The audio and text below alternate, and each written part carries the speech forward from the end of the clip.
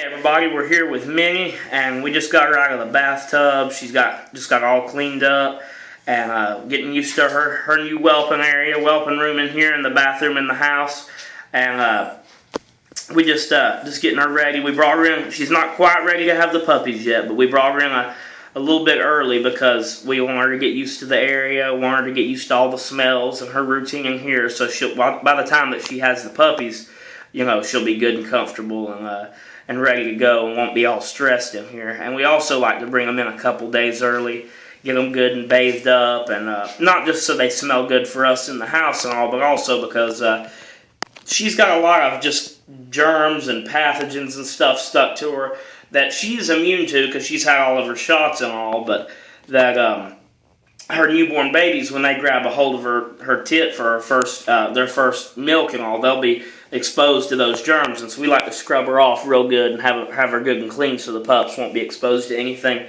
you know, germy or anything like that. And let me tell you, Minnie was a dirty little girl. I mean, we get her in the pool every day. She stays as clean as she can. Well, as clean as we can keep her. But she fights that hard to stay as dirty as she can because she was filthy. I mean, nasty. I don't know if you can see it on the camera, but she's a whole shade darker now. Now that she's clean and got all the dirt out of her. Beautiful black color that you don't normally get to see. What Cody's saying is see, she's had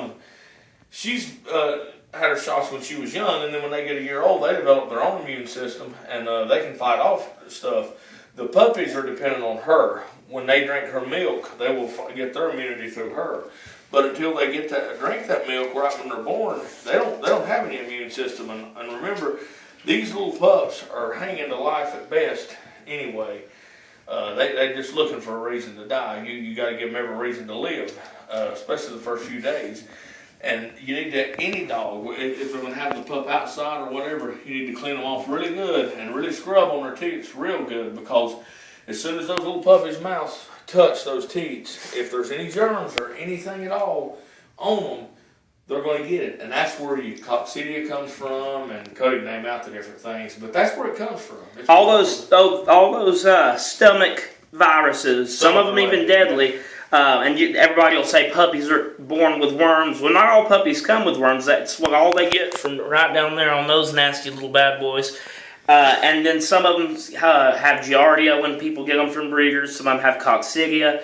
And even when you go through all this, they can still get it because it's easy for pups to get that stuff. But we take every precaution. Even we mix in a powder with Minnie Money's food, or with whatever female is in here at the time, having pups a couple days before they have puppies and throughout their whole time nursing the puppies. And then we give it to the puppies too, while they are starting hard food, to try our best to keep their immune system strong and keep them from getting those stomach viruses and worms and all that, because it's really easy for the puppies to get it. And like one thing that is true is whatever the mom has, the pups are going to have.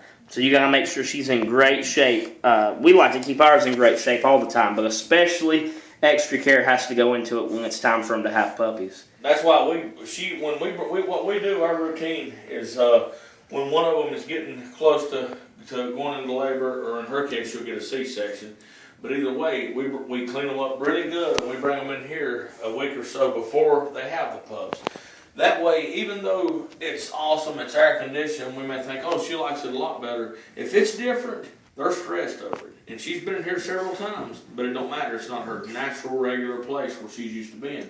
So no matter how good it is, you've got to bring them in, let them get used to it. Let her find her spot, let her get used to the smells. Make a little nest. And that way, when it comes time to make her nest for the pups and all, she's familiar with it. There's no stress. You don't want any stress on them at all. And once she comes in here, we clean her. She comes in here.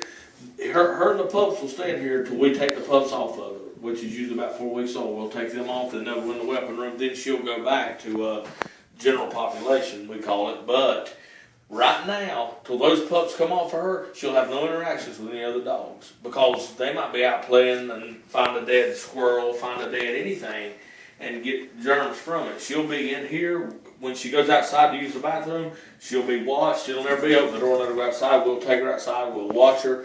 If she happens to lay down on her belly in the yard or anything, she'll be cleaned back off again before she goes back in here. Which, being Mini Money, she'll be cleaned multiple times every day before she comes in here because she is on a hunt for germs right now. Yeah, see, when the dog stays outside, they like to mask their smell.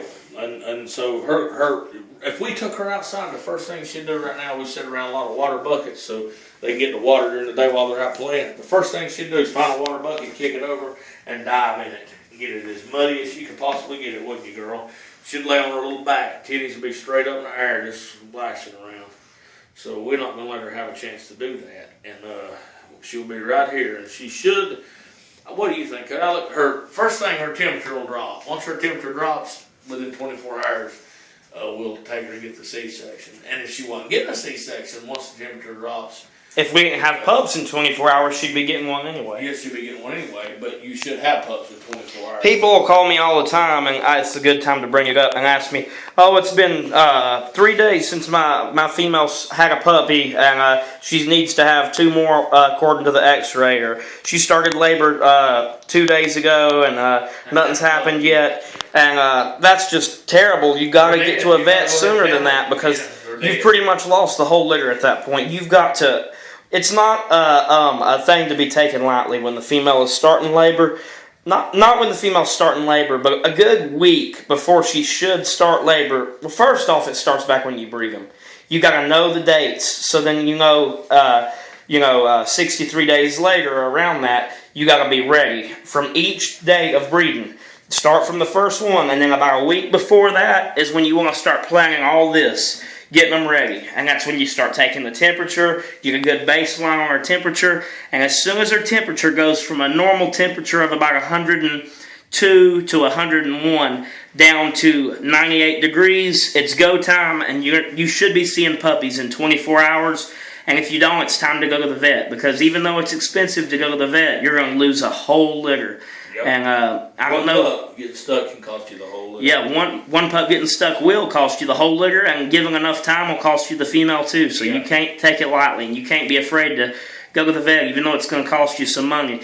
If your dog's not worth that to you, then you're responsible for that dog. So money has to take a back seat to whatever she needs. Exactly, and also, for us, one puppy more than pays for a C-section. So if you look at it logically, most people breeding these kind of dogs, if you can save one puppy from having a C-section, then you've paid for it. So don't be greedy. And like the last time with us, baby Lisa had to have a C-section, $2,000, and she had one pup that was dead. That didn't matter. She had to have that C-section, so it didn't make no difference if we was going to make a penny off of it, or if we was going to lose $2,000 like we did. It didn't make no difference, and we lost it, but that's fine because she was fine. And the reason she was fine, we was in that we had her days counted up immediately. Had we not of that pup being dead inside of her, would have started to rot and killed her in a matter of days. They would have poisoned her inside. She'd have been dead because she couldn't have had it. The reason she didn't have it, and it was her first litter, we didn't know, is the pup was way too big to fit through her thing. It's called a cervix. It couldn't come out.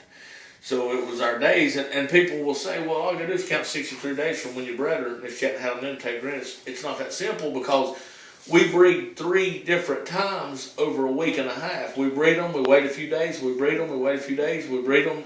And on top of that, it's not 63 days to the letter. It can happen at 55 days. It can happen at 70 days. It can happen at any day in between 55 and 70, and they live. And it can happen earlier than that, and you have a litter of dead puppies. So you got to really look out. You got to count your days so you know what to be looking for, but then let your female tell you the exact day.